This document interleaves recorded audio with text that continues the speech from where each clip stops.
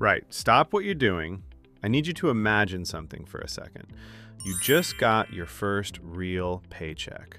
You're staring at the number, feeling great, feeling like an adult, feeling like maybe, just maybe, you've got this whole life thing figured out. And then your rent is due, and your phone bill.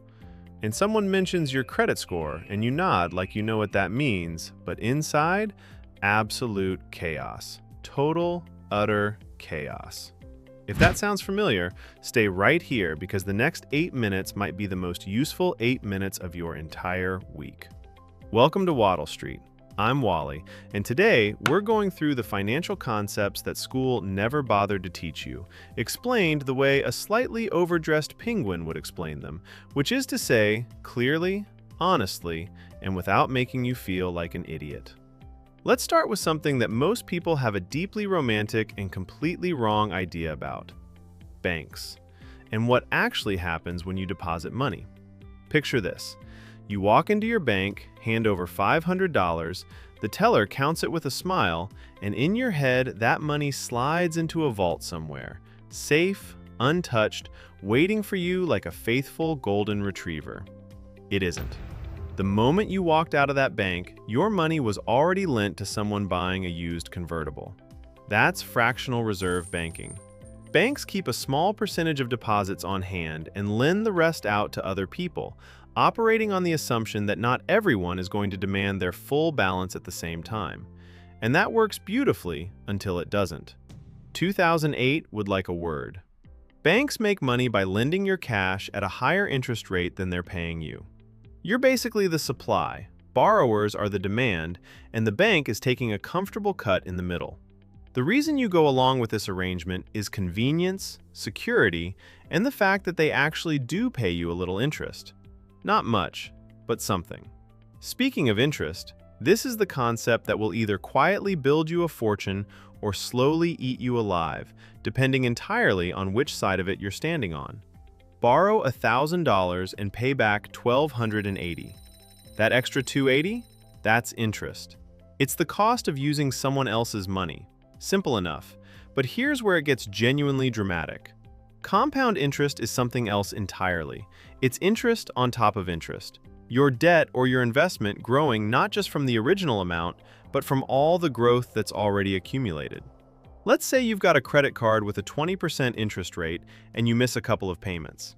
That $12 meal you charged last month isn't $12 anymore. It's growing, quietly, resentfully, like a grudge. But flip it around. You invest $100 at 7% annually and you just leave it alone. 100 becomes 200, 200 becomes 400. You wake up decades later and you're the smugly wealthy person at the dinner table. Same mechanism, completely different outcome. The difference is whether you're paying interest or earning it. Kill debt fast. Let investments breathe. That's genuinely it. Now, let's talk about inflation, because inflation is the financial equivalent of someone sneaking into your kitchen every night and eating a tiny bit of your food. You never catch them in the act. You just slowly notice there's less. You go to buy the same chips you always buy, same brand, same flavor, 30% more expensive, and the bag is somehow smaller. That is inflation and its deeply unhinged cousin, shrinkflation, working in perfect harmony against you. Inflation happens when money loses purchasing power over time.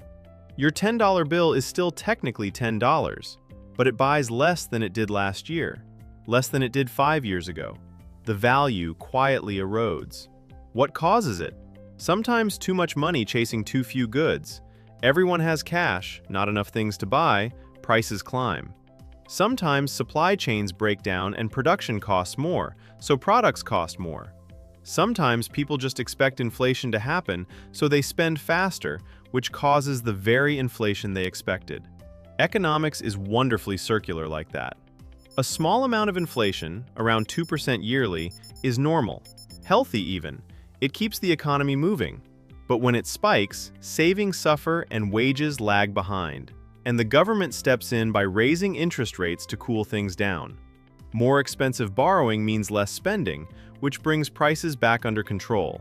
Painful, but necessary. Here's what that actually means for you personally. Money sitting in a checking account is slowly losing value every year. That's not a metaphor, that's mathematics. Which brings us to investing. And I know that word makes some people want to close the tab immediately. Don't. Investing is simply putting your money somewhere that it can grow instead of just sitting there slowly being eaten by inflation. Stocks, bonds, funds, property, these are the main options. Stocks give you partial ownership in a company. If the company grows, so does your slice. Bonds are loans you give to governments or companies, and they pay you back with interest. Funds bundle loads of stocks together so you don't have to pick winners yourself. Property is exactly what it sounds like. You don't need to be wealthy to start investing. You don't need to understand spreadsheets.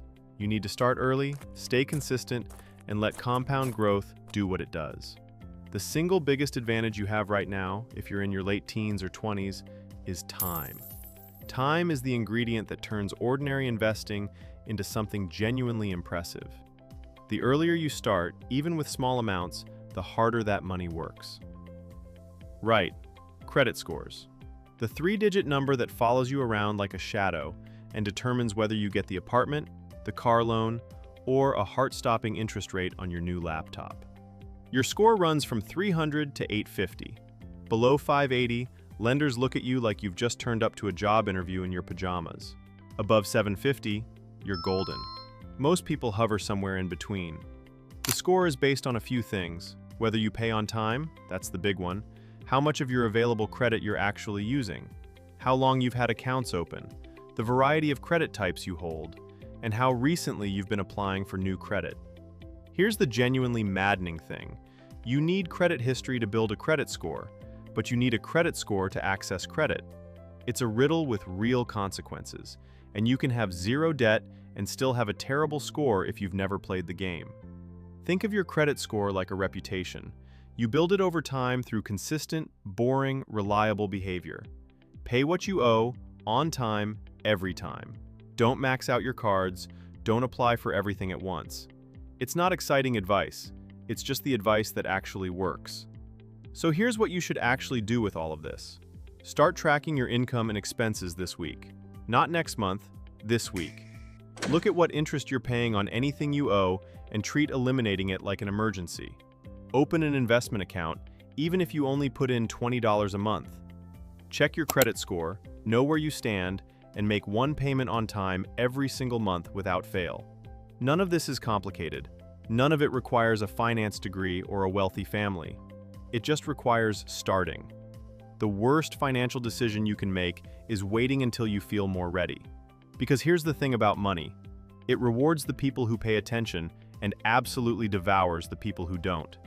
If this helped you make sense of even one of these concepts, hit subscribe. Wally will be here every week, making sure money never feels confusing again.